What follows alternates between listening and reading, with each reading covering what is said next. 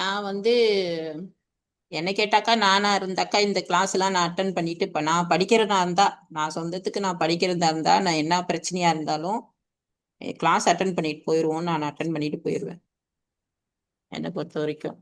ஏன்னா இப்ப நீங்க இந்த கிளாஸ்ல நீங்க சொல்லி கொடுக்கிறப்பங்க ஸ்ரீயை இந்த வலுநிலை வளாநிலை எல்லாம் நம்ம ஏற்கனவே படிச்சிருக்கோம். இப்ப வந்து நம்ம ரிப்பீட் ஆகும். கிளாஸ் வேணாம் கிளாஸ் வேணாம் நாங்க படிச்சுக்கிறோம் இதெல்லாம் நம்மளுக்கு புரியாது. உம் இப்ப நீங்க சமயத்துல சொல்ல சொல்ல சில எங்களுக்கு கருத்துக்கள் சில ஆ, கருத்துக்கள் எங்க ஆசிரியரை விட எங்களுக்கு தெரிஞ்சதா இருக்கும்.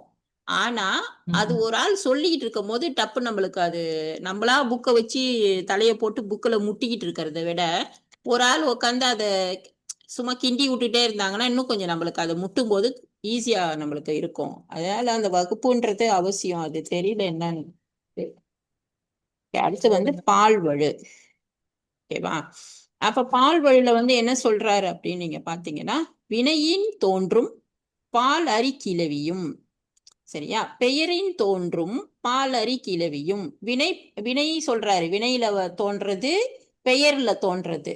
சரியா? அப்ப பெயர் சொல் வினை சொல் நம்ம எடுத்துக்கலாம். ரெண்டுத்தையும் சொல்றாரு. பாலறி கிளவியும் மயங்கள் கூடா தம் அரவினவே அப்படின்னு சொல்லி சொல்றாரு.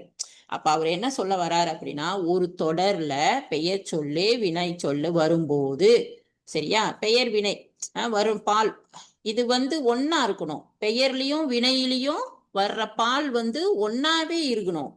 இல்லாம மாறி இருக்கக்கூடாது அப்படின்னு சொல்றாரு. தோன்றும் பால் அறி கிளவியும் மயங்கள் கூடா அப்படின்னு சொல்றாரு. எப்படின்னா அதை நம்ம வந்து எப்படி ஒரு உதாரணமா எடுத்துக்கிறது அப்படின்னு சொன்னா, அவர் வந்தார். ஓகேவா? அவர் வந்தார். ஓகேவா? அவர் வந்தார் அப்படின்னு நம்ம சொல்லும் போது அவர் வந்து என்னது? பெயர் சொல். வந்தார்ன்றது வினை. இப்ப ரெண்டுமே வந்து சரியா இருக்கு. ஆனா இப்ப அவர் வந்தால் அப்படி போட்டா என்ன ஆகுது? அவள் வந்தார் அப்படின்னு போட்டா அங்க பெயர் சொல் வந்து அவளா இருக்கு. வந்தார் போட்டது வினை வந்து என்ன ஆயிடுச்சு? தப்பா போயிருச்சு.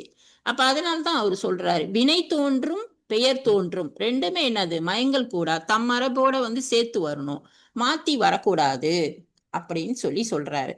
இப்ப என்ன படிக்கிறோம் நம்ம? வழு, வழாநிலை, அப்புறம் வழுமைதி. சரியா? ஏற்றுக்கொள்ளக்கூடியதும் நம்ம படிக்கிறோம். ஆனா இதெல்லாம் வந்து ஏற்றுக்கொள்ள முடியாது அப்படின்னு சொல்றாங்க. புரியுதா? இப்ப இந்த மூணுத்துலயும் இது வராது. அதான் நம்ம புரிஞ்சிக்க வேண்டியது. அப்ப அந்த மாதிரி மாத்தி நம்ம பேசினாலும் பெரியவங்க எல்லாம் ஏத்துக்க மாட்டாங்க. வலு அமைதிக்கு போகாது இதெல்லாம். அதுதான் அவர் வந்து சொல்றாரு. சரியா? அப்ப அதை சொல்லி முடிச்சிட்டாரு. முடிச்சிட்டு அடுத்து என்ன சொல்றாரு? அடுத்து ஆண்மை திரிந்த பெயர் நிலை கிளவி அப்படின்றாரு.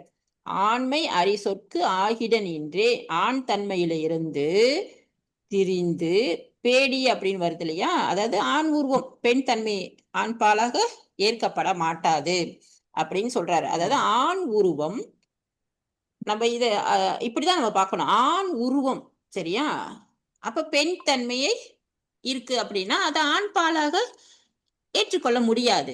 பேடி வந்தால் அப்படின்னு தான் சொல்ல முடியும். பேடி வந்தான் சொல்ல முடியாது. ஏன்னா உருவம் தான் ஆணு, தன்மை வந்து பெண்ணு. அதனால அதை வந்து ஆண் பாலாக ஏற்க முடியாது. பேடி வந்தால் அப்படின்னு தான் அதை வந்து சொல்ல முடியும் அப்படின்னு சொல்றாரு. அப்ப பலர்பாலுக்கு வந்து நம்மளுக்கு பேடி வந்தார் அப்படின்னு சொல்லிட்டு சொல்லலாம். பேடி வந்தான் வந்து சொல்ல முடியாது அப்படின்றாரு. அதுதான் ஆண்மை தெரிந்த பெயர் நிலை கிளவி ஆண்மை அறிசொற்கு ஆகிட நின்றே அப்படின்னு சொல்லிட்டு அதை சொல்றாரு.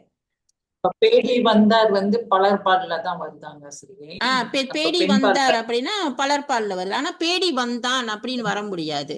ஏன்னா அது ஆண். வரும்போது வந்தான் ஆண், ஆணுக்கு போயிடும்ல. ஆணுக்கு போக முடியாது. அது வழு அமைதியிலையும் அதை ஏற்றுக்கொள்ள முடியாது. ஏன்னா அது உருவம் மட்டும்தான் ஆணு, தன்மை வந்து பெண்ணா இருக்கு. அதனால வந்தான் சொல்ல முடியாது அப்படின்னு சொல்லிட்டு சொல்றாரு. ஆஹ் சோ அடுத்து வந்து என்ன பேசுறாரு அப்படின்னா வினாவும் சொற்பும் அப்படின்னு பேசுறாரு. வினாவிடை இதை பத்தி வந்து அவர் பேசுறாரு. அப்ப என்ன பேசுறாரு அப்படின்னு சொன்னா, நம்மளுக்கு அறிய வேண்டியதை கேட்பது வினை அப்படின்னு சொல்லி சொல்றாரு. மறுமொழி நம்ம சொல்றதுதான் விடை இல்லையா? இப்போ வந்து வினா கேள்வி அப்படின்னு நம்ம சொல்றோம். சரியா? இத வந்து ஆம், செப்புனா வந்து விடை, வினானா கேள்வி. சரியா? இது நம்ம இப்ப பார்த்துட்டு இருக்கோம்.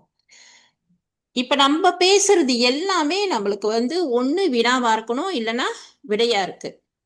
சரியா? விடையா.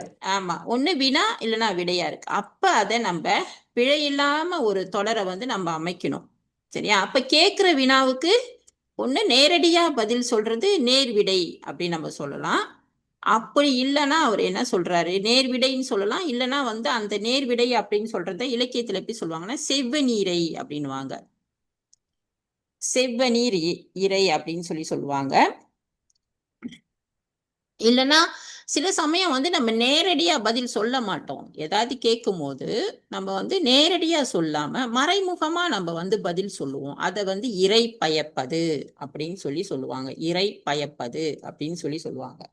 அதுக்கு நம்ம வந்து உதாரணமா நம்ம எடுத்துக்கிட்டோம் அப்படின்னா, கந்தா உண்டாயா அப்படின்னு கேட்கிறோம். சரியா? சாப்பிட்டியா அப்படின்னு கேட்கிறோம். சாப்பிட்டேன், உண்டேன் அப்படின்னு சொன்னா அது நேரிடையா வருது. அப்ப அதை செவ்வநீரை அப்படின்னு நம்ம சொல்லிக்கலாம்.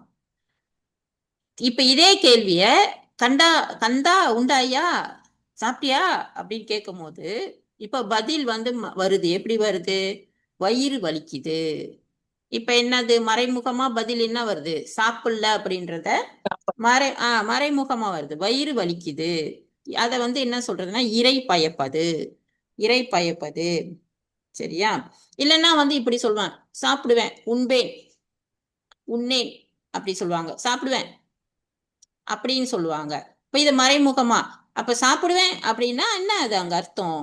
கேள்விக்கு மறைமுகமா தான் வருது. சாப்பிடலன்னு தானே அர்த்தம். ஆனா மறைமுகமா உண்பேன் அப்படின்னு சொல்லி வருது. இப்ப இதைத்தான் அவர் வந்து சொல்றாரு. சரியா? அடுத்தது வந்து என்ன சொல்றாருன்னா வினாவும் செப்பே வினா எதிர் வரினே வினவிய ஒன்றுக்கு விடை கூற வேண்டும்.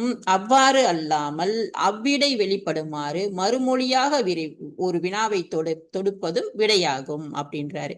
இது வந்து நம்மளுக்கு இந்த இந்த இந்த செய்யுளுக்கு வந்து உரையாசிரியர்கள் வந்து தொல்காப்பியர் சொல்லாதது எல்லாமே தனியா சொல்லியிருக்காங்க. வினா வந்து 8 வகைப்படும், விடை வந்து 8 வகைப்படும். ஏன்னா ஒரு வினாவை கேட்டாக்கா 8 வகையா நம்ம வந்து சொல்லலாம் அப்படின்னு. அப்புறம் இன்னொரு உரையாசிரியர்கள் வினா 16 வகைப்படும் அப்படிலாம் நம்மளுக்கு வந்து ஒரு உரையாசிரியர் சொல்றாரு வினை வந்து 4 வகைப்படும் இப்படிலாம் எழுதியிருக்காங்க.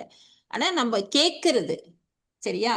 ஒரு அப்ப உரையாசிரியர்கள் வந்து இந்த செயலுக்கு வந்து தனியா வினா வந்து 8 விடை வந்து 6 வகைப்படும் இப்படிலாம் நம்மளுக்கு கொடுத்துருக்காங்க. அப்ப ஒரு ஒரு ஒரு ஒரு வினா கேட்டு அது பேசாம நம்ம இருந்தோம்னா கூட அது ஒரு விடைதான்.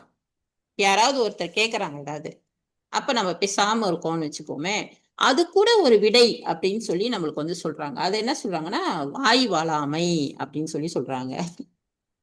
பேசாம இருந்தாலும் அது ஒரு விடைதான் அப்படின்னு சொல்லிட்டு. இப்ப இந்த இந்த கேள்வி இந்த விடைய வந்து எப்படிலாம் கொண்டு வராங்கன்னா, இப்ப சென்னைக்கு வழி ஏது அப்படின்னு நம்ம கேட்டோம்னா, இப்ப இந்த கேள்வி என்னது? இது இந்த கேள்வி என்ன மாதிரி வருதுன்னா அறியாமல் கேட்கறது. தெரியாம தானே கேட்கறாங்க. சென்னைக்கு வழி ஏது அப்படின்னு கேட்கறாங்க. இது அறியாவின. அப்ப இது வந்து இன்னொரு இதே கேள்வியை வந்து வேற மாதிரி கேட்கறாங்க. சென்னைக்கு போகிற வழி தானே அப்படின்னு கேட்கறாங்க. அப்ப இது என்னது? அறிஞ்சிட்டாங்க. ஆனா அறிஞ்சிட்டு அதை உறுதிப்படுத்திக்கிறாங்க அவங்க. அறிவுடன் கேட்கிற கேள்வி நம்ம வைக்கலாம் இத. அப்புறம் இன்னொன்னு ஒருத்தங்க வந்து ஏதோ பேசிட்டு இருக்காங்க. அப்ப இவங்க சொல்றாங்க, நீ போய் உறங்கு அப்படின்றாங்க. இது என்னது? நீ நீ தூங்கிட்டியா? ஏதோ நீ சாப்பிட்டியா அப்படி கேட்கும் போது அதுக்கு வந்து என்ன சொல்றாங்க? விடையும் இதே மாதிரிதான் ஒரு 8 வகை 6 வகையெல்லாம் நம்மளுக்கு வந்து பிரிச்சு நம்மளுக்கு வந்து உரையாசிரியர்கள் கொடுக்குறாங்க. நீ போய் தூங்கு அப்படின்னு என்னது? இது ஒரு விடைதான். ஆனா அது என்னது? ஏவல் விடை அப்படின்னு சொல்லி வரலாம் இல்லையா? விடையிலே வந்து ஒரே விடைய வந்து நம்ம ஒரு 6 விதமா நம்ம சொல்லலாம் இல்லையா? அதுதான் அவர் வந்து சொல்லியிருக்காரு. வினாவும் செப்பே வினா எதிர் வரினே வினைவி ஒன்றிற்கு விடை கூற வேண்டும். வினை ஒண்ணுக்கு விடை கூறணும். அவ்வாறு இல்லாமல் அவ்விடை வெளிப்படுமாறு மறுமொழியாக ஒரு வினாவை தொடுப்பதும் விடையாகும். மறுமொழியா ஒரு வினாவை தொடக்கிறது கூட ஒரு விடைதான். இப்ப சொல்றாங்க இல்லையா, நீ சாப்பிட்டியா அப்படின்னா நீ போய் தூங்கு அப்படின்னு அது ஒரு கேள்வியா வருது. அதுவும் வந்து ஒரு வினாவை தொடக்கிறதும் என்னது? விடைதான் அப்படின்றத அவர் வந்து சொல்றாரு. சரியா? அடுத்தது வந்து என்ன சொல்றாரு அப்படின்னா, அதான் செப்பே வழிய இயனும் வரைநிலை இன்றே அப்பொருள் புணர்ந்த கிளவியான அப்படின்னு சொல்றாரு.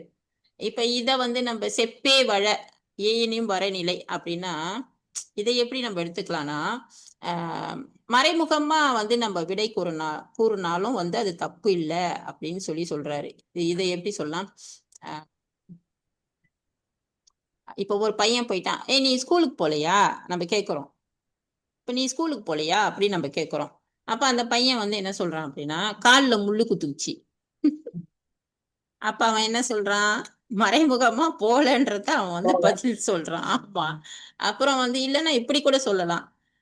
நீ கடைக்கு போலையா அப்படின்னா, மழை வரா மாதிரி இருக்கு அப்படின்னு. அப்ப என்னது? கடைக்கு போல. கடைக்கு போல. அப்ப இது சொல்றாங்க. அப்ப இது என்னது? கேக்குற கேள்விக்கு நேரடியா பதில் கூடாம மறைமுகமா வந்து கூறுதும் தப்பு இல்லை அப்படின்னு தான். செப்பே வழ ஏனினும் வரநிலை இன்று அப்பொருள் புணர்ந்த கிளவியானே அப்படின்னு சொல்லிட்டு அவர் சொல்றாரு. சரியா? அடுத்து வந்து என்ன சொல்றாருன்னா, செப்பினம் வினாவினும் சினை முதற் கிளவிக்கு அப்பொருளாகும் உரள் துணை பொருளே அப்படின்றாரு. உரழ்ந்து அப்படின்னா அதை ஒப்பிட்டு பேசுறதுன்னு கூட நம்ம எடுத்துக்கலாம். அது ஒப்பிட்டு பேசுறதுக்கு ஒரு நெறிமுறை இருக்கு இல்லையா? இப்ப அதை வந்து எப்படின்னா, இப்ப வந்து ஒரு ஒப்பிட்டு நம்ம பேசுறோம்னு வச்சுப்போமே. எப்படி பேசுறோம்? ஒரு மரம், வேப்ப மரம் வந்து இந்த வேப்ப மரம் தாமரை பூவை விட அழகா இருக்கு அப்படின்னு சொல்றோம். அது ஒப்பிட்டு சரியா வருதா? அது வராதுல்ல. இந்த வேப்ப மரம் இந்த தாமரை பூவை விட அழகா இருக்குன்னு சொன்னா இது பொருத்தம் இல்ல இல்லையா?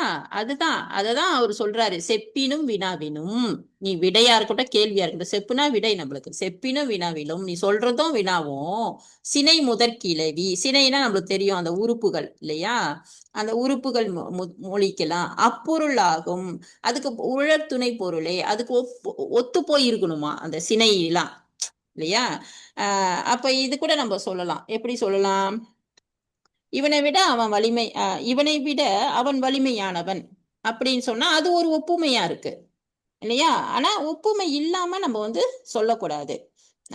இவள் கண்ணை விட இவள் கண் பெரியது, அது ஓகே. ஆனா இவள் கண்ணை விட இவளோட முடி வந்து பெரியதுன்னு சொன்னா சரியா வருமா? சரியா வராது. அந்த ஒப்புமை பொருந்தணும். அதுதான் அவரு சொல்றாரு. சினை பொருளும் முதை பொருளும் என்ன பண்ணணும்? ஒத்துமையா இருக்கணும் அப்படின்னு சொல்லிட்டு அவர் அதை சொல்றாரு. அடுத்து வந்து அவர் என்ன சொல்றாரு அப்படின்னா, வழக்கு வழக்க பத்தி பேசுறாரு. வழக்கு வந்து ரொம்ப முக்கியம் இல்லையா? ஏன்னா ஒவ்வொரு பொருளை பத்தியும் ஒரு நம்ம எடுத்து உரைக்கிறோம்னா அதுக்கு ஒரு வழக்கு இருக்கு இல்லையா? அந்த வழக்கை வந்து அவர் என்ன சொல்றாரு அப்படின்னா, தகுதி வழக்கு இயல்பு வழக்கு அப்படின்னு சொல்லிட்டு ரெண்டா வந்து அவர் வந்து பிரிக்கிறாரு. அப்ப தகுதி வழக்கு அப்படின்னா என்னது? ஆஹ் ஒரு ஒரு ஒரு சொல்ல வந்து அதுக்குரிய சொல்லாம வேறு சொல்லால வந்து கூறுறது ஒரு தகுதி வழக்கு. அதுக்கான இதா சொல்லாம வேறு சொல்லலால வந்து நம்ம சொல்றது தான் தகுதி வழக்கு. அதுக்கு இயல்பா இல்லாம அதுக்கு நம்ம வேற சொல்றது. அந்த தகுதி வழக்க வந்து மூணா வந்து நம்மளுக்கு வந்து பிரிக்கிறாங்க. மூணா எப்படி பிரிக்கிறாங்கன்னா, மங்களம், இடகரடக்கல், குழுவுக்குறி அப்படின்னு சொல்லிட்டு மூணா பிரிக்கிறாங்க. தகுதி வழக்க வந்து மூணா பிரிக்கிறாங்க. மங்களம் 1, 2 இடக்கரடக்கல், 3 வந்து குழுவுக்குறி, அப்படி குழுக்குறி அப்படின்னு சொல்லி பிரிக்கிறாங்க. இப்ப மங்களம் அப்படின்னா என்ன? ஒருத்தர் இறந்து போயிட்டாரு அப்படின்னு சொன்னா அவரை வந்து இறந்து போயிட்டாரு அப்படின்னு சொல்ல மாட்டாங்க. அவன் போயிட்டான்ப்பா, அவன் செத்து போயிட்டான்ப்பா அப்படி சொல்ல மாட்டாங்க. அவர் துஞ்சினார், அவர் இறைவனடி சேர்ந்தார் அப்படின்னு தான் சொல்லுவாங்க இல்லையா? சொல்ல மாட்டாங்கல்ல, அவன் பணமா போயிட்டான் வரியா கேட்க மாட்டாங்கல்ல. அப்படித்தானே சொல்லுவாங்க. அத மங்களம் இல்லையா? அந்த தகுதி வழக்கு, அந்த வழக்க வந்து அந்த தகுதி வழக்கு, அத இதுக்கு இல்லாம ஒரு உரிய பொருளை அந்த உரிய பொருளை சொல்லாம மாத்தி நம்ம சொல்றது, அது ஒரு தகுதியா நம்ம சொல்றோம். அததான் வந்து அதை சொல்றோம். அதுக்கு இந்த மாதிரி நம்ம நிறைய பேசுவோம். அதுதான் வந்து மங்களம் அப்படின்றது. இடக்கரடக்கல் அப்படின்னா என்ன அப்படின்னு சொன்னா, இப்ப பொது இடத்துல எல்லாம் உட்காந்துட்டு இருப்போம். நான் போய் டாய்லெட் போயிட்டு கழுவிட்டு வரேன் நம்ம சொல்ல மாட்டோம்ல. நான் போய் கால் கழுவிட்டு வரேன் அப்படிதானே சொல்லுவோம். ஒரு பாத்ரூம் போறத கூட நம்ம வந்து ஒரு இதா தானே நம்ம சொல்லுவோம். அதுதான் வந்து நான் கால் கழுவிட்டு வரேன், நான் மூஞ்சி கழுவிட்டு வரேன் அப்படி சொல்லுவோம் பாருங்க. அதுதான் வந்து இடக்கரடக்கல். இந்த மாதிரி சொற்கள் எல்லாம் நம்ம வந்து தகுதி, அந்த வழக்கை வந்து ஒரு தகுதியோட நம்ம வந்து அதுக்குரிய பொருள்ல அப்படியே சொல்லாம கொஞ்சம் மாத்தி வந்து நம்ம சொல்றோம். குழுவுக்குரிய அப்படின்னா அந்த குழு அந்த குழு அதுக்கு வரைக்கும் ஒரு குறி. இப்போ ஒருத்தங்க வந்து தண்ணி போட்டிருக்காங்கன்னு வச்சுப்போமே, அப்ப நம்ம அதை எப்படி சொல்லுவோம் அப்படின்னா, ராத்திரி ஆனா அவன் டான்ஸ் ஆடிக்கிட்டே வருவாரு எப்படி, அது என்னது? அப்ப நம்ம நேரடியா சொல்லல, அந்த நேரடியா என்ன சொல்லல நம்ம, இரவு ஆனா தண்ணி போடுவாரு நம்ம சொல்லல, இரவானா ஆடிக்கிட்டே வருவாரு அது சொல்ல நம்ம அப்படி சொல்றோம். அது ஒரு வந்து குழு குறி அப்படின்னு சொல்லிட்டு நம்ம சொல்றோம் நம்ம. சரியா? இதெல்லாம் வந்து தகுதி வழக்குக்கு உள்ளது.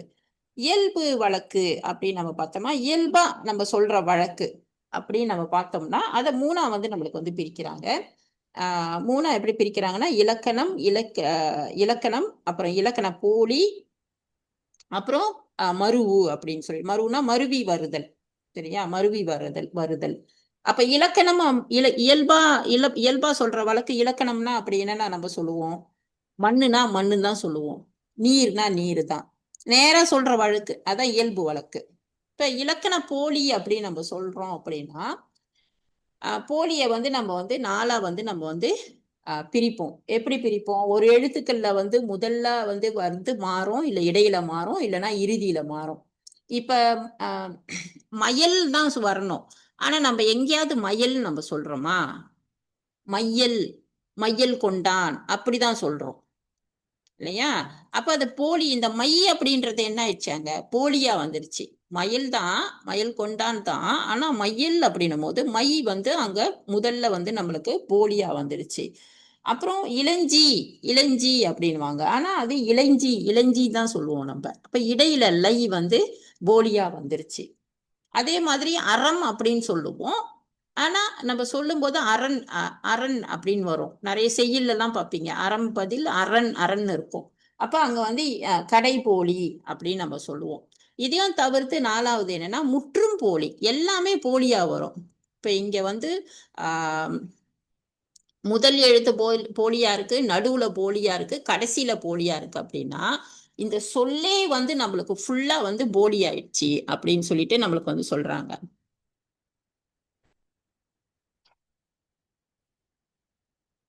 ஓகேவா பரமேஷ்?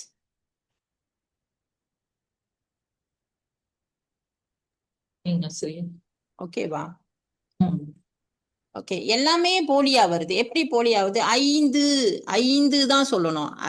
இந்து, ஐந்து அப்படித்தானே வரணும். ஆனா நம்ம என்ன சொல்றோம், அஞ்சு, அஞ்சு அப்படின்னு சொல்றோம். அப்ப ஆவா போச்சு, இந்து இஞ்சா போச்சு, தூ வந்து சியா போச்சு. அப்போ அந்த சொல்லு எல்லா எழுத்துமே போலியா போச்சு. ஐந்து வந்து அஞ்சா போச்சு. அப்ப எல்லா எழுத்துமே போலியா போச்சு. இத வந்து முற்றும் முற்றும் போலி, முற்றும் போலி அப்படின்னு சொல்றோம். அப்ப நம்ம வந்து வழக்கு அப்படின்னு வரும்போது, ஒரு சொல் வந்து வழக்குன்னு வரும்போது நம்மளுக்கு தகுதி வழக்கு, இயல்பு வழக்குன்னு ரெண்டா பிரிது. தகுதி வழக்கு மூன்றா பிரிக்கிறாங்க, இயல்பு வழக்கையும் நம்மளுக்கு வந்து மூன்றா பிரிக்கிறாங்க. அதே மாதிரி இயல்பு வழக்குல வந்து மருவு, மருவு அப்படின்னா என்னன்னா மருவி வருது. மருவி எப்படி வருது?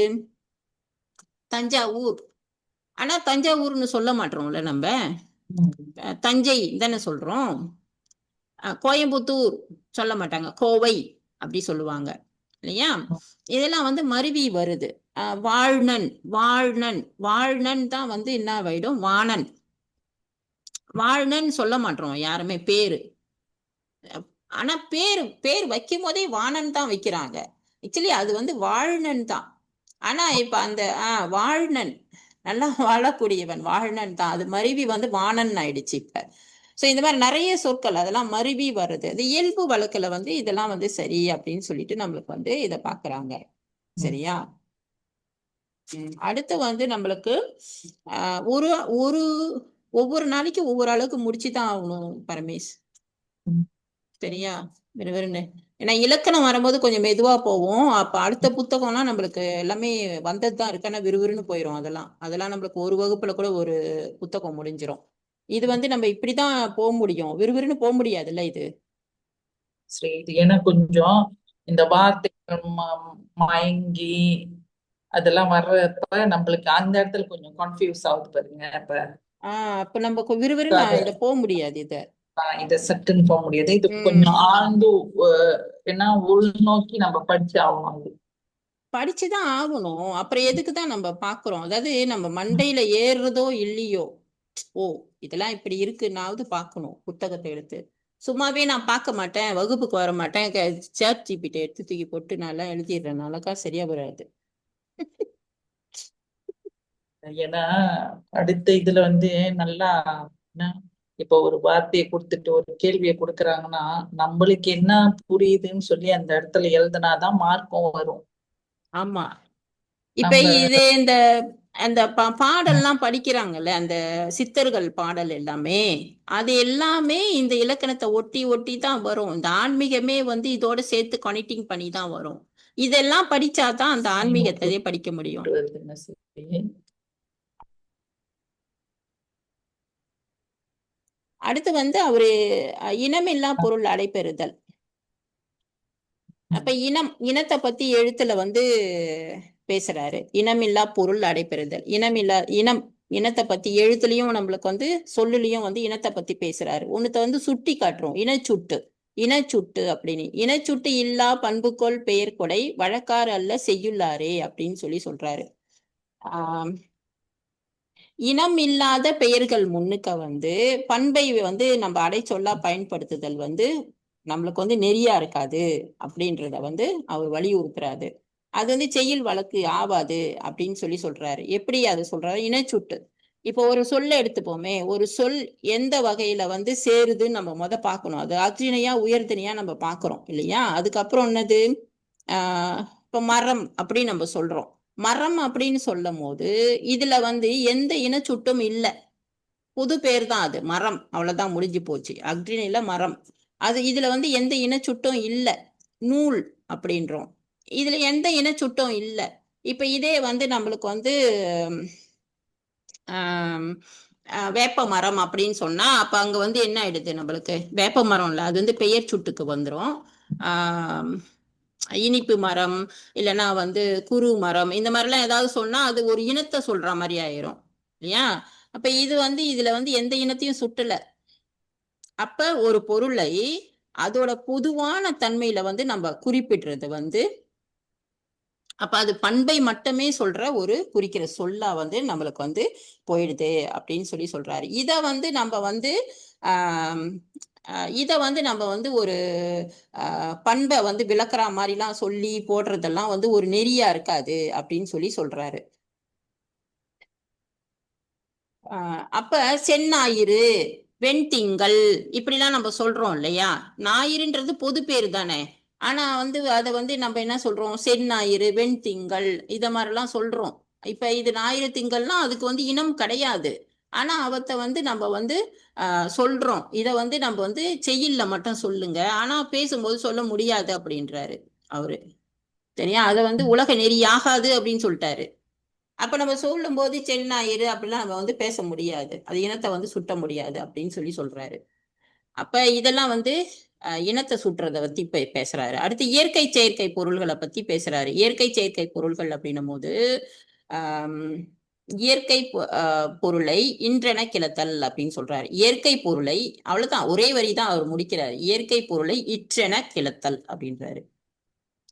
இயற்கை பொருளை உள்ளபடி உள்ள மாதிரி தான் சொல்லணும் அப்படின்றாரு. இயற்கை பொருளை இற்றென கிளத்தல், அவ்வளவுதான், முடிஞ்சு. இயற்கை பொருள் என்னது? நிலம். நிலம்னா என்னது? அது வலியது தான் சொல்லணும். நீர்னா தனியும் தான் சொல்லணும். நீர்னா வந்து வலியதுன்னு சொல்ல முடியுமா? முடியாது, அதை மாத்தி சொல்ல முடியாது. தீனா சுடும் அப்படிதான் சொல்ல முடியும். தீனா வந்து குளிரும் அப்படி சொல்ல முடியுமா? சொல்ல முடியாது. இந்த இந்த இயற்கை பொருள் வந்து திரியாது, இயற்கை பொருளை வந்து திரிச்சு சொல்ல முடியாது அப்படின்றாரு. அதனால்தான் இயற்கை பொருளை இற்றென கிளத்தல், அவ்வளவுதான். இயற்கை பொருளை கூறும்போது உள்ளதை வந்து உள்ள மாதிரி தான் நம்ம வந்து சொல்ல முடியும், அதை மாத்த முடியாது அப்படின்றத வந்து அடியிட்டு சொல்றாரு. ஸோ இதுலலாம் இதெல்லாம் வந்து நீங்க பாத்தீங்கன்னா மற்ற மொழிகள்ல வந்து வேறுபடும். ஆங்கிலம் மட்டும் வந்து தெரிஞ்சா பார்த்த மத்த மொழிகள்லாம் டோட்டலா வேற வேறையா இருக்கும் பரமேஷ். அது நம்மளுக்கு வந்து அந்த பிஹெச்டி செய்றாங்க இல்லையா, அவங்களோட ஃபார்ம்லாம் எடுத்து பார்த்தீங்கன்னா அவங்க வந்து அந்த மற்ற மொழிகள், அரபு மொழி, இந்த ரஷ்ய மொழி, கொரிய மொழி இதெல்லாம் வந்து எடுத்து போட்டு, கொரிய மொழி வந்து ஏறக்குறைய தமிழ் மாதிரி தான் இருக்கும். ஜெர்மன் மொழி இதெல்லாம் வந்து அவங்க அதை அப்படியே வந்து போட்டு போட்டு சென்டென்ஸா போட்டு கீழே வந்து தமிழ்ல போட்டு போட்டு போடுவாங்க அவங்க விளக்கம். அப்ப நம்ம அதுல இருந்து நம்ம பார்க்கும்போது ஓ மற்ற மொழிகள் எல்லாம் இப்படி இருக்கு அப்படின்றதெல்லாம் நம்ம வந்து புரிஞ்சுக்க முடியுது. அப்புறம் என்ன சொல்றாருன்னா, செயற்கை பொருள் இப்ப செயற்கை பொருளை ஆக்கமோடு கூறல்.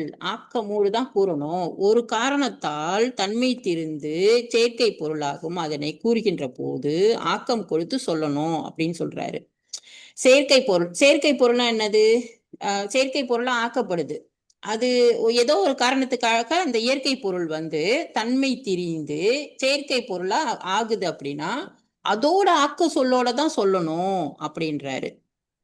சரியா? இப்ப நீர் அப்படின்னு சொன்னா சூடாயிருச்சு அப்படின்னு சொல்றோம். நீர் வந்து சூடாயிருச்சு, அப்புறம் ஆறிடுச்சு. அதோட தன்மையிலேயே தான் நம்ம வந்து பேச முடியும். அது இல்லாத தன்மையில நம்ம வந்து பேச முடியாது. எரிஞ்சிருச்சின்னு பேச முடியாது. நீர் எரிஞ்சிருச்சு அப்படி பேச முடியாது நம்ம. நிலம் நிலம் வந்து அகலமாச்சு. அப்ப இப்ப இதே சொல்ல வந்து நம்ம எப்படி சொல்றோம் அப்படின்னா, ஆகாய விமானம் அப்படின்னு சொல்றோம். ஆகாய விமானம் சொல்றோம். ஆஹ் ஆனா இந்த ஆகாய விமானம் அப்படின்னு நம்ம சொல்றோம்ல, ஏன் அதை கரெக்டா சொல்லணும்ன்றத வந்து அங்க குறிப்பிடுறோம். ஏன்னா இந்த சொல்லலாம் கதை எழுதுறேன்ட்டு மாத்தி மாத்தி போட்டுட்டு இருக்கிறாங்க. இப்ப படிச்சவங்க எல்லாம் பாத்தீங்கன்னா இந்த சொல்லலாம் கரெக்டா, ஏன்னா அவர் தொல்காப்பியர் சொல்றாரு இதெல்லாம் நீங்க மாத்தாதீங்க அப்படின்னு சொல்றாரு. இப்ப ஆகாயத்துல பறக்கிற சக்தி வந்து செயற்கையா தான் அதுக்கு ஆக்கப்பட்டிருக்கு. ஆகாயத்துல ஆகாய விமானத்துக்கு வந்து ஆகாயத்துல பறக்கிற சக்தியை வந்து செயற்கையா தான் அதுக்கு ஆக்கப்பட்டிருக்கு. அதனால வந்து அதை வந்து நம்ம என்ன சொல்லக்கூடாது, விமானம் பறக்கிற தன்மை பெற்றுச்சு அப்படின்னு நம்ம சொல்லக்கூடாது. விமானம் பறக்கிற தன்மை பெற்றுச்சு அப்படின்னு நம்ம சொல்லலாமா? பறக்கும் தன்மையோடு விமானம் பறந்தது அப்படின்னா அங்க என்ன ஆயிடுச்சு? அங்க இலக்கண பிழை வந்துருச்சு. ஆனா இப்ப பாத்தீங்கல்ல, நிறைய பேர் கதை எழுதும் போது அப்படிலாம் எழுதுறாங்க இல்லையா, அதெல்லாம் தப்பு. இந்த ஒரு பிள்ளை அதான் அந்த புத்தக வெளியீட்டுல வந்து கண்ணா முன்னா அந்த இலக்கண பிழை, அந்த வழக்கு சொல்லு அது இது எகிரி போயிருந்துச்சு. அந்த நம்ம அந்த பொண்ணு அது இந்த டான்ஸ் எல்லாம் ஆடிட்டு இருக்கேன் இப்ப டிக்டாக்ல நம்ம மாணவி, அது பேரு சுபா என்ன? சுபா சுபா. அந்த மாதிரி. சோ அதுதான் நம்ம அதுக்குதான் இந்த தொல்காப்பியத்தை நம்ம படிக்கிறது. அப்ப இந்த ஆகாய விமானம் தான் நம்ம சொல்லணும். ஆனா விமானம் பறக்கும் தன்மை இப்ப ஒரு கதை எழுதுறோம்னா விமானம் பறக்கும் தன்மை பெற்று பறந்தது அப்படின்னா என்னாச்சு அங்க? இது ஒண்ணும் படிக்கல. இது இது பிஏ போட்டது, பிஏ சும்மா போட்டிருக்கு அப்படின்னு நம்ம சொல்லிடுவாங்க. அப்ப அது வந்து இயற்கை பெறல. அது இதான் நம்ம வந்து தான் ஆக்கச்சொல் வந்து சரியா கொடுத்து அதை சொல்லணும் அப்படின்றத வந்து அவர் சொல்றாரு. நீர் சூடாயிருச்சு அப்படின்னு சொல்லலாம். அடுத்து என்ன சொல்றாருன்னா, ஆக்கம் தானே காரண முதலே அப்படின்னு சொல்றாரு. முதற்றே. ஆக்கம் தானே காரண முதற்றே. செயற்கை பொருளை வந்து ஆக்கம் தானே காரணம் முதல்ல சொல்லு அப்படின்றாரு. இப்ப செயற்கை பொருள், ஆக்கம் பொருள்னா செயற்கை பொருளை வந்து சொல்லும் போது அப்ப வந்து அதற்குரிய காரணத்தை தான் நம்ம வந்து முதல்ல சொல்லணும் அப்படின்றாரு. நீர் கலந்ததால நிலம் மெலிந்தாயிற்று, எரு பெய்ததால பயிர் செழித்தது அப்படிதான் சொல்லணும். முதல்ல வந்து காரணத்தை சொல்லு, அதுக்கப்புறம் தான் வந்து அதை சொல்லணும் அப்படின்றாரு. ஆக்கம் தானே காரணம் முதலே அப்படின்னு சொல்றாரு. இப்போ அதுக்கு நம்ம வேற உதாரணம் எடுக்க, நாம இந்த உதாரணமே போதும், அவங்க கொடுத்துருக்காங்களே. இப்ப பயிர் செழிச்சதுனால எருது பெய்தது. எருதுன்னா அந்த எருது அந்த எருது இது மருந்து இருக்கு இல்லையா, அதோட இது அதை எருது பெய்தல் அப்படின்னு அதனால அது சொல்றாங்க. அது அவன் பயிர் செலுத்ததுனால அது கொஞ்சம் மாத்த முடியுமா?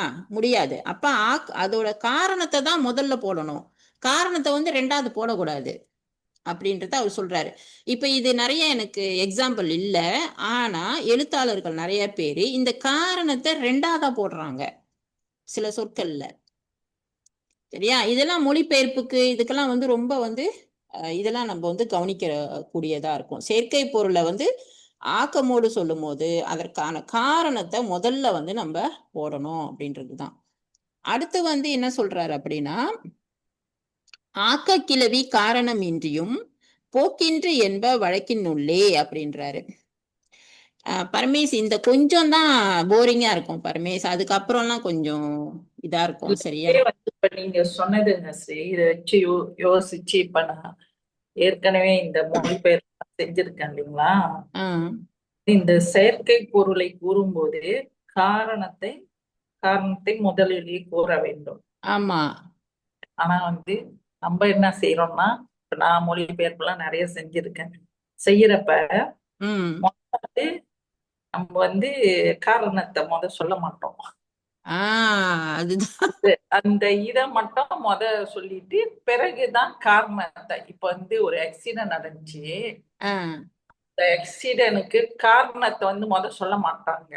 ஆஹ் சொல்றப்பயே வந்து இத்தனை மணிக்கு இங்க போன, டிராபிக் லைட்ல நிக்கல, ஆக்சிடென்ட். அந்த டிராபிக் லைட்டை தாண்டி போன, அந்த சைட்ல வந்தவங்க டிராபிக் லைட்ல நிக்கல, சோப் லைட்ல ஆஹ் ஆக்சிடென்ட் ஆயிடுச்சு.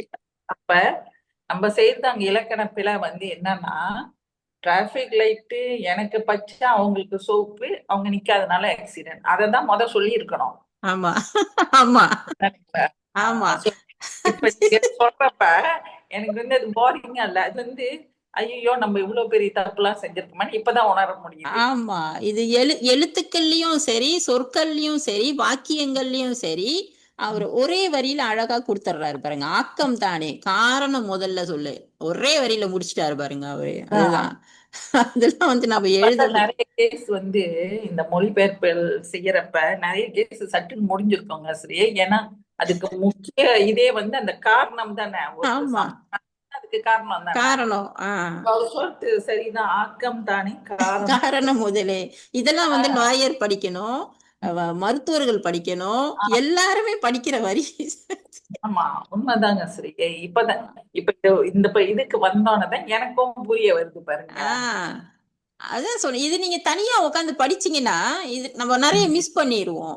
நம்ம சொந்தமா ஒரு புத்தகத்துல உட்காந்து முட்டிக்கிட்டு இருக்க முடியாது. இலக்கண புத்தகம்லாம் ஒரு 2 பேர் உட்காந்து டிஸ்கஸ் பண்ணும் போது அது வேறையா தான் இருக்கும் அது. வேறையா இருக்கு. ஏன்னா ஆஹ் படிக்கிறப்ப ஒண்ணுமே புரியல. ஆஹ் இப்ப நீங்க விளக்கி சொன்னோன்னதான் பாருங்க நான் எவ்வளவு பெரிய மிஸ்டேக் செஞ்சிருக்கேன்னு எனக்கு உணர முடியுது. அதுதான். நான் புத்தகமே எழுதி முடிச்சேன், முப்பால் வழியில்னு. அப்பெல்லாம் எனக்கு தெரியாது, அந்த வாக்கியங்கள்லாம் தாறுமுறை. அதனால அந்த புத்தகத்தையே நான் யாருக்கும் கொடுக்கல தெரியுமா, அங்க பின்னாடி அல்மாரியில அப்படியே இருக்கு. எனக்கு வெக்கமா இருக்கு, ஏன்னா இதெல்லாம் படிச்ச பிற்பாடு அந்த வாக்கிய அமைப்பு வந்து நம்ம தவறா போடுறோமே அப்படின்னு சொல்லிட்டு. சோ இதுதான். இது நல்லா இருக்கு, எனக்கு பிடிச்சிருக்கு. இது படிச்சுதான் ஆகணும் நம்ம. ஆமா. அது அடுத்ததும் அழகா சொல்றாரு. இதெல்லாம் படிச்சோம்னா நம்மளுக்கு வந்து அதான் சொல்றேன், எழுத்தாளர்களா இருக்கட்டும், யாருக்குமே எல்லாருக்குமே இதெல்லாம் வந்து நம்ம சிந்திக்க வைக்கும் இத அவர் சொல்றது. ஆக்க கிளவி இது பெரிய கருத்தும் வந்து கருத்தாடல் இருக்கு. அது என்னன்னா அந்த மார்க்சியம் சொல்லுவாங்க இல்லையா, அந்த கட்சிக்காரங்க, அவங்க வந்து இத இந்த இந்த முதல்ல அந்த செயற்கை பொருளை ஆக்கமோடு கூறல் அந்த அந்த இது இருக்கு இல்லையா, இது வந்து தொல்காப்பியர் ஏன் இத சொன்னாருன்னு வச்சு பேசிட்டு இருப்பானுங்க. ஏன்னா பொருள் முந்தியதா கருத்து முந்தியதா. அப்ப தொல்காப்பியர் வந்து மார்க்சிய கருத்தை பத்தி பேசுறாரா இல்ல மாத்தி பேசுறாரா, இங்க இப்படி பேசுறாரு அங்க அப்படி பேசுறாருன்னு இந்த செயலை வச்சு அவனுங்க வச்சுட்டு பட்டிமன்றத்தை அவனுங்க வந்து இது பண்ணிக்கிட்டு இருப்பாங்க. அதே மாதிரி இந்த குரல்ல வச்சு சைவ சமயத்துல பேசிக்கிறாங்க, வைணவத்துல பேசிக்கிறாங்க. இது இது அதான் சொல்றேன், இந்த பேஜ் எல்லாமே வந்து நம்ம படிச்ச இப்ப இந்த 4 பேஜை வந்து எல்லா செயலுமே வந்து பிச்சு பிச்சு பேசி சண்டை போடுற செயலுங்க எல்லாமே. அப்ப ஆமா, இது வந்து பொருள் முந்தியதா அந்த சொல்றாங்க இல்லையா. இப்ப நம்ம வந்து ஆகாய விமானம் நம்ம சொல்லிட்டோம், சரியா, இது ஒரு சண்டை. ஆகாயத்துல பறக்கிற சக்தி வந்து இந்த இந்த இத வந்து அவங்க எப்படி பாக்குறாங்க அப்படின்னா, தொல்காப்பியர் இப்படி சொல்றாரு. அப்ப பொருள் முந்தியதா கருத்து முந்தியதா. அப்படிலாம் வந்து வருது அது. சோ அதனால வந்து ஏதோ நம்ம படிச்சோம் அப்படின்னு இல்லாம இதுல நிறைய செய்திகள் வந்து நம்மளுக்கு இருக்கு. உள்ளார நம்ம உள்ள போகும்போது எங்க நம்ம போக முடியுது, நம்ம மாணவர்கள் மேலாளுக்கே வர மாட்டாங்க. தப்பிச்சா பிழைச்சான்னு ஓடுதுங்களே. அதான் அப்ப அதான். அப்ப ஆக்கை கிழவி நான் நினைச்சேன் இன்னைக்கு 9:30 ஒரு மணி நேரம் 1 மணி நேரம் மட்டும் வைப்போம், அப்பதான் போரிங் இல்லாம போவோம் அப்படின்னு, ஒரு அழகு முடிச்சிருவோம் அப்படின்னு. சரிலாங்க ஸ்ரீ, இன்னும் கொஞ்சம் நாளுங்களேன். ஆக்கை கிளவி காரணம் இன்றியும் போக்கின்றி என்ப வழக்கின் உள்ளே உலக வழக்கில் ஆக்கச் சொற்கள் காரணம் இன்றியும் வரும். உலக வழக்கையே போட்டு எடுக்கிறாரு பாருங்க அவரு. அவர் சும்மா சொல்லல பாருங்க. உலக வழக்கில் ஆக்கச் சொற்கள், உலக வழக்குல ஆக்கச் சொற்கள் காரணம் இன்றியும் வரும் அப்படின்றாரு. ஆக்கை கிளவி காரணம் இன்றியும் போக்கின்று என்ப வழக்க அப்படின்னு சொல்லி அவர் வந்து சொல்றாரு. எப்படின்னா ஆஹ் ஒரு பொருளோட மாற்றத்தை உருவாக்குற நிலை, இதை நம்ம சொல்லலாம். ஒரு பொருள் இருக்கு, அது வந்து ஒரு மாற்றத்தை உருவாக்குற நிலை வந்து ஆக்கைக்கிழவி நம்ம சொல்றோம்னு வச்சுப்போமே. ஆக்கைக்கிழவின்னா அதுதான். ஆக்கைக்கிழவினா ஒரு பொருளோட மாற்றத்தை உருவாக்குற நிலை ஆக்கைக்கிழவி அப்படின்றது. அப்ப காரணம் இன்றியும் அப்படின்றாரு. காரணம் இன்றியும் அப்படின்றாரு. அந்த மாற்றத்துக்கான காரணத்தை வெளிப்படையா நம்ம கூறாமையும் நம்மளுக்கு வந்து இந்த வழக்கத்துல வரும், உலக வழக்கத்துல அப்படின்னு சொல்லிட்டு. இப்ப இது என்னன்னா எப்படி இதை நம்ம எடுக்கலாம் அப்படின்னா, உடல் நலமாயிருச்சு, உடல் நலமாயிருச்சு. இப்ப இது ஆக்கப்பொருள் என்னது? மருந்து சாப்பிட்டதுனாலதான் உடம்பு நல்லாயிருச்சு. ஆனா இப்ப அங்க அந்த மருந்து சாப்பிட்டது வந்து மறைஞ்சு போச்சு, உடல் நலமாயிருச்சு. சரியா? இப்ப இன்னொன்னு சொல்லலாம். கண்ணன் அரிணன், கண்ணன் அரிணன் ஆயினான். சரியா? கண்ணன் எப்படி திடீர்னு அரிணன் ஆயினான்? படிச்சதுனாலதான் ஆகணும் அவன். சரியா? மயிர் வந்து நல்லா ஆயிருச்சு, நல்லா வளர்ந்துருச்சு அப்படின்னா எதுக்கு? நல்லா எண்ணெய் தெளிவா அதை பார்த்ததுனாலதான் வந்துச்சு. அப்ப இந்த ஆக்கத்தோட இந்த இந்த காரணம் இன்றியும் ஒரு பொருளோட மாற்றம் உருவாகுது, ஒரு பொருளோட மாற்றம் உருவாகுது. சோ அந்த உருவாகும் போது அந்த மாற்றத்துக்கான காரணத்தை வந்து நம்ம வெளிப்படையா பேசாமையும் நம்ம வந்து இதை சொல்லலாம் அப்படின்னு சொல்றாரு. சோ இந்த கருத்தம் வந்து நம்மளுக்கு வந்து இதுல வந்து சம்மணத்துல வந்து ஏற்றுக்கொள்ள மாட்டாங்க இந்த கருத்தை. புரியுதா? இது வந்து செய்யலாம் இல்லாம நம்மளுக்கு வந்து எழுத்தா ஒரு திணைக்குன்னு இல்லாம இது வந்து கருத்துக்கு போகுது, இது சமயங்களுக்கு போகுது, மதத்துக்கு போகுது, அப்புறம் வந்து செயற்கை பொருளுக்கு போகுது. அதான் சொல்றேன், இதெல்லாம் பட்டிமன்ற பேச்சுக்குரியது. அப்ப அவரு சொல்றது எனக்கு சரியாதான் இருக்கு. ஒரு ஒரு காரணம் இல்லாம ஒரு மாற்றம் நடைபெறுது. அப்ப அந்த காரணத்தை வந்து வெளிப்படையா கூறாம இப்படி நம்ம கூறலாம் அப்படின்றத அவரு சொல்றாரு. அப்புறம் வந்து என்ன சொல்றாருன்னா, பால்மய குற்ற ஐயக்கிழவி தானறி பொருள் வையின் பன்மை கூறல் அப்படின்னு சொல்றாரு. இதை எப்படி சொல்லலாம் அப்படின்னா, பால்மய குற்ற ஐயக்கிழவி. சரியா? பால்மய குற்ற ஐயக்கிழவி. சரியா? பால்னா நம்மளுக்கே தெரியும், ஆண் பாலா பெண் பாலா. அது மைய குற்ற ஐயக்கிழவி. இப்ப இது வந்து எப்படின்னா, அங்கு நிக்கிறவர் யாரு அப்படின்னு நம்ம சொல்றோம். அங்கு நிற்பவர் யார்? அது ஒரு என்ன சொல்றது, தெளிவா தெரியல. பால் மய குற்ற ஐயம், ஐயக்கிழவி தெளிவா தெரியல. அங்க நிக்கிறவரு யாரு அப்படின்னு நம்ம கேட்கிறோம். பணத்தை திருடியவர் யாரு அப்படின்னு கேட்கிறோம். இப்ப பணத்தை திருடியவர் யார் சொல்லும் போது அங்க பால் வந்து என்னது? மயக்கம் ஆயிடுச்சு. இந்த பணத்தை திருடியவர் யாருன்னு கேட்கும் போது அங்க பால் என்னது? ஆண் பாலா பெண் பாலா? அங்க மயக்கம் ஆயிடுச்சா இல்லையா? மயக்க குற்ற ஐயமா வந்து ஏற்படுது. அங்க நிக்கிறவர் யாரு? ஏதோ மரவுல நிக்கிறாங்க, அங்க நிக்கிறது யாரு? அங்க பால் வந்து என்ன ஆயிடுச்சு? மயக்கம் ஆயிடுச்சு. அதே மாதிரி ஒரு சொல்லு வரும் இந்தியாவுல, நாம் இருவர் நமக்கு இருவர் அப்படின்னு. நம்ம 2 பேரு, நமக்கு 2 பேர் வருவாங்க. அது வந்து ஆனா பெண்ணான்றது பால் வந்து அங்க என்ன ஆயிடுச்சு? மயக்கமாயிடுச்சு. அப்ப பால் தெரியாத நிலையில வந்து பன்மையை வந்து கூறுறது, பால் தெரியாத நிலையில பன்மையை பத்தி கூறுறது, அதுதான். சோ அதுதான் அவர் வந்து சொல்றாரு, பால்மய குற்ற ஐயக்கிழவி அப்படின்னு சொல்றாரு. இப்படியும் வந்து சொற்கள் வருது அப்படின்னு சொல்றாரு. உருபென மொழியினும் அச்சினை பிரிப்பினும் இரு ஈற்றும் உரித்தை சுட்டும் காலை அப்படின்றாரு.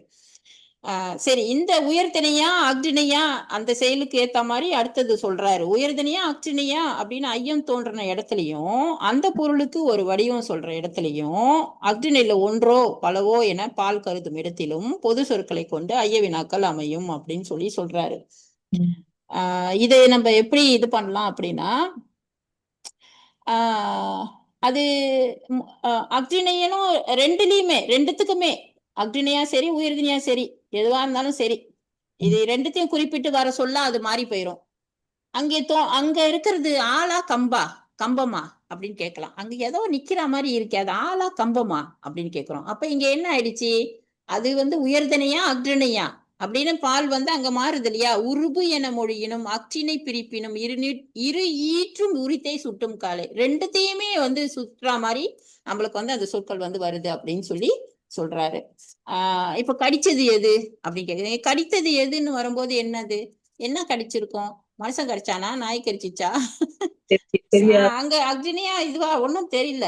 அப்ப அங்க தோன்றது யாரு, அங்க தோன்றது யாரு, ஆனா பெண்ணா, அக்னியா உயர்தனையா, அது அந்த மாதிரி எல்லாம் நம்மளுக்கு வருது அப்படின்றத அவர் சொல்றாரு.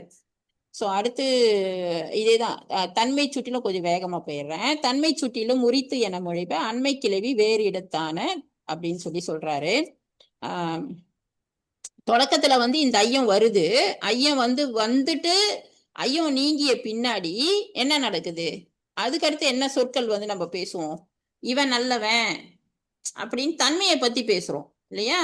இது பெருசு சின்னது, அதுக்கு உரிமையா இருக்கிறது பெருசு சின்னது அப்படின்னு. இது எல்லாமே என்ன ஆகும் அப்படின்னா, எல்லா சொல்லோட பொருந்துமா அப்படின்னா பொருந்தாது. அந்த பால் இது இப்ப இப்ப சுட்டி காட்டியாச்சு, இப்ப தெரிஞ்சு போச்சு கண்ணுக்கு அப்படின்னும் போது எல்லா சொற்களும் எல்லோட பொருந்து வராது. இவன் அழகானவள் அப்படின்னு வருமா, இவன் அழகானவள் அப்படி வருமா, வராது. எல்லா சொற்களும் எல்லாவோட பொருந்தாது. அப்ப பால் அங்க சரியா வந்துரும் இல்லையா. சுட்டலு பாலு திணை எல்லாம் அங்க சரியா வந்துரும். அப்ப அதான் அவர் சொல்றாரு, ஐயம் நீங்கிய பின் தன்மை சுட்டலும் உரித்தேன மொழிவ, தன்னை சுட்டும் போது அண்மை கிளவி வேறு இடத்தான திணைப்பால்களில் ஐயம் நீங்கின தெளிவு அடைதல் உண்டு. இப்ப தெளிவு கிட்ட தெளிவு அடைஞ்சிரும் அப்படின்னு சொல்றாரு. அப்ப அடுத்து வண்ணச்சினை சொல் அப்படின்னு சொல்றாரு. வண்ணச்சிலை சொல் அப்படின்றது என்ன அப்படின்னு சொன்னா, அடைசினை முதல் என முறை 3 மயங்காமை நடைபெற்று இயலும் வண்ணச்சினை சொல் அறிதல் அப்படின்றாரு. இது ரொம்ப முக்கியமானதுதான். இப்ப எப்படின்னா, ஓர் அடையும், இப்ப அடைமொழிகளை அடுக்கிட்டு தான் வரும் அப்படின்றதுதான் வண்ண சொல் அப்படின்னு சொல்றாரு.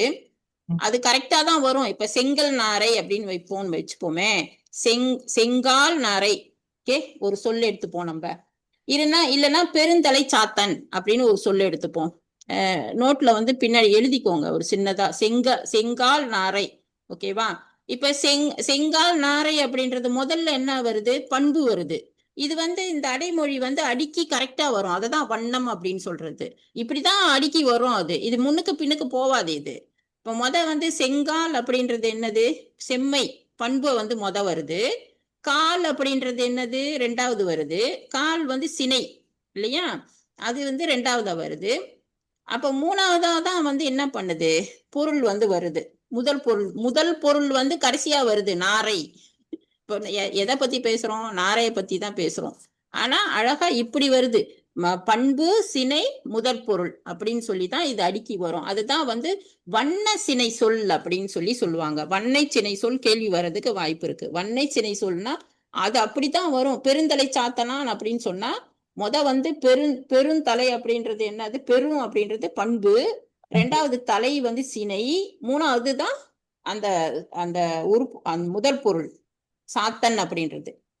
பார்க்க போனா சாத்தன் தான் வரணும். ஆனா இது வண்ண சினை சொல் இப்படித்தான் ஃபார்மேட்ல அடுக்கி வருது அப்படின்றத அவர் சொல்றாரு.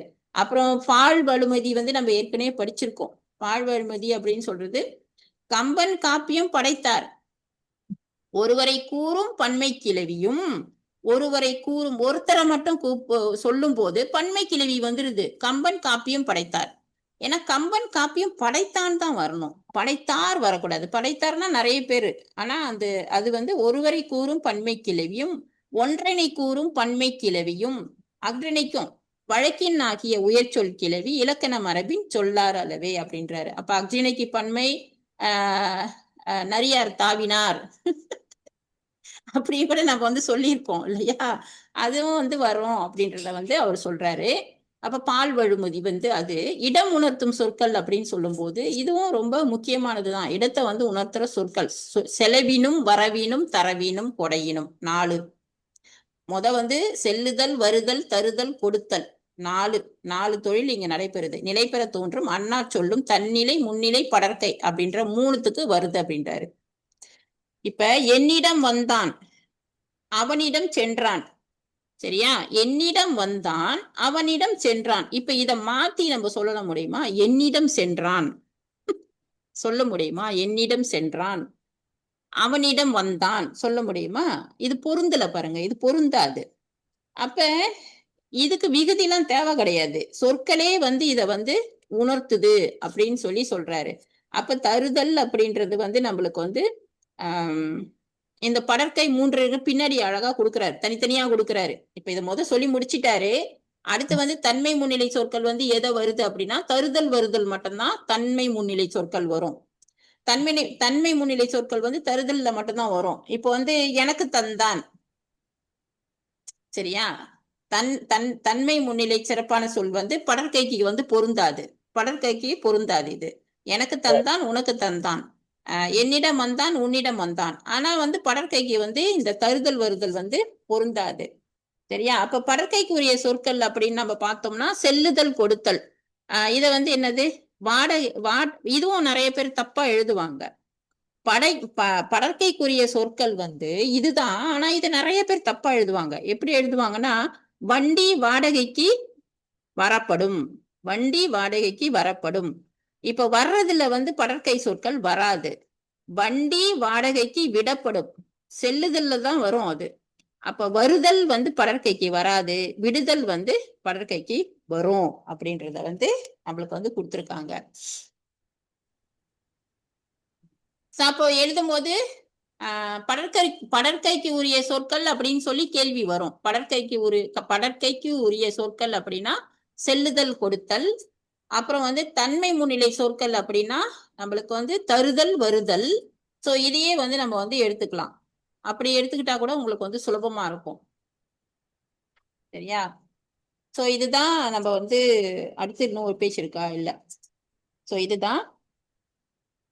இதுல எதுவும் தெரியாதது இருக்கா இப்ப நடத்துனது வரைக்கும்? இது வரைக்கும் புரிஞ்சிருக்குங்க ஸ்ரீ. நான் படிச்சிடுறேன் இன்னொரு வாட்டி.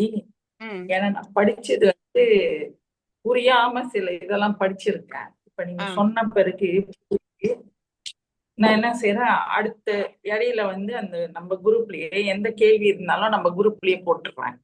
போடுங்க, தெரியாதத போடுங்க. அதை பார்த்தலாம். ஒரு நாளைக்கு ஒரு அழகு.